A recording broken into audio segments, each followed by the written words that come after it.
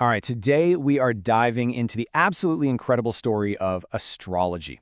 We're going to look at how a practice that was once considered a legitimate science became this massive cultural force, one that's thriving today, even while scientists pretty much dismiss it. So what is really going on here? Let's get into it. Okay, so let's just get this out of the way right up front. The modern scientific consensus, it's crystal clear. Astrology is considered a pseudoscience. I mean, its claims have been tested again and again, and they just consistently fail to hold up under any kind of controlled scientific study. And yet, and this is the really fascinating paradox we're exploring, culturally, astrology is bigger than ever. You see it everywhere, apps, memes, this whole deep language of identity. It has become a huge force, especially with younger generations. So how do we make sense of that contradiction? That's the big question for us today. To understand where we are now, we have to go way back to the beginning. And trust me, the start of this story is probably a lot stranger and honestly more scholarly than you might think. It didn't begin with your daily horoscope. Nope, it started with animal organs. I mean, that is a huge leap, isn't it? Just think about that for a second. We went from a priest in ancient Babylon inspecting the liver of a sacrificed animal all the way to you, right now, getting a push notification on your phone about your moon sign. The story of how that happened? Well, that is the story of astrology. So here's what's so fascinating. It's how the logic evolved. The Babylonians, they were masters at reading omens in animal livers. They saw them as direct messages from the gods. Their big genius idea was to take that exact same thinking and just apply it to the sky. Suddenly, the heavens were like a giant cosmic liver, and the planets moving around were the messages. They wrote all these omens down, and then, to keep track of it all, they laid a mathematical grid over the sky, and that became the 12-sign zodiac we all know today. But if the Babylonians gave us the what, it was the Greeks who came along and gave astrology its philosophical why. They took this Babylonian system and plugged it into their own ideas about an orderly, deeply interconnected universe. So they swapped out the idea of God sending these random messages for this beautiful concept of cosmic sympathy, which you might know from the famous phrase, as above, so below. The heavens weren't just sending signs anymore, they were a giant mirror, a macrocosm reflecting the microcosm of each individual person. And that right there is the idea that gives us the personal birth chart. But here's the thing. Even as this system was being perfected, a huge, fundamental problem was baked right into its foundations.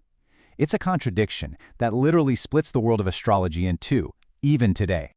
Now, this problem all comes down to a real astronomical phenomenon called the precession of the equinoxes. The easiest way to think about it is that the Earth is like a spinning top that has a tiny little wobble.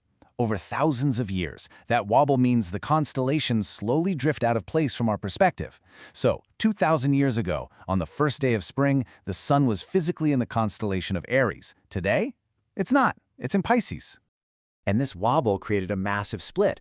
Western astrology decided to stick with the seasons. It uses what's called the tropical zodiac, where Aries always starts on the first day of spring, no matter where the actual stars are. Vedic astrology, on the other hand, chose to stick with the stars. Its sidereal zodiac follows the real-time current position of the constellations. So what's the result? Well, the two systems are now off by almost an entire sign. This means if you're an Aries in the Western system, you're very likely a Pisces in the Vedic system. They're based on two completely different and conflicting ideas about what a zodiac sign even is.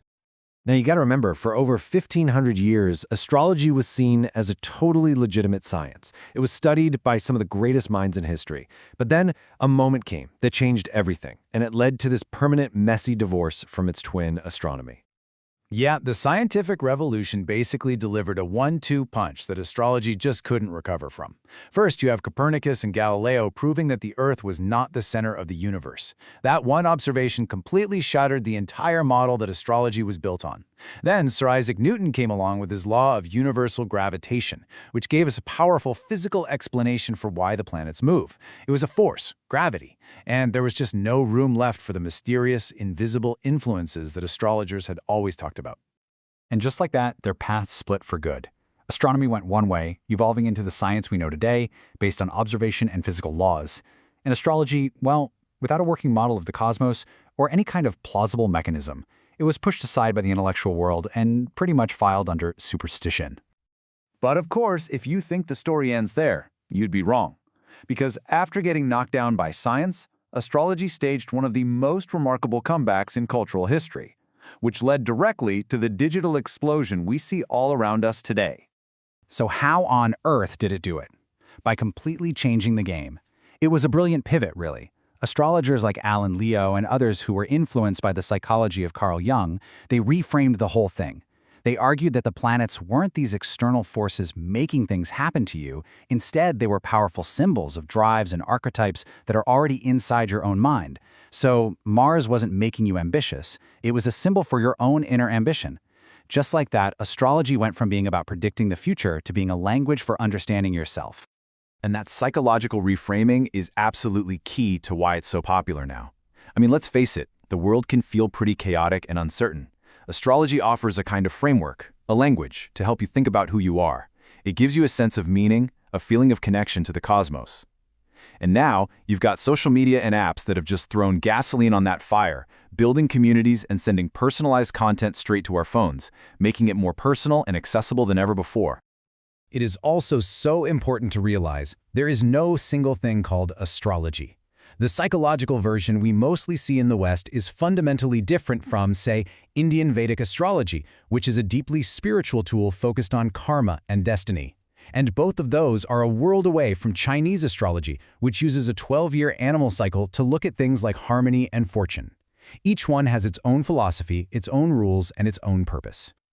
So, all of this brings us back to our final big question.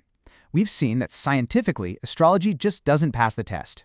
But we've also seen its incredible, lasting power as a system for creating meaning, as a language for identity, and as a tool for connection. So, is its real value found in being factually correct about the stars, or is it in the powerful ways it helps people make sense of their lives right here on Earth? That's really the question at the heart of it all. Thanks so much for joining me for this explainer.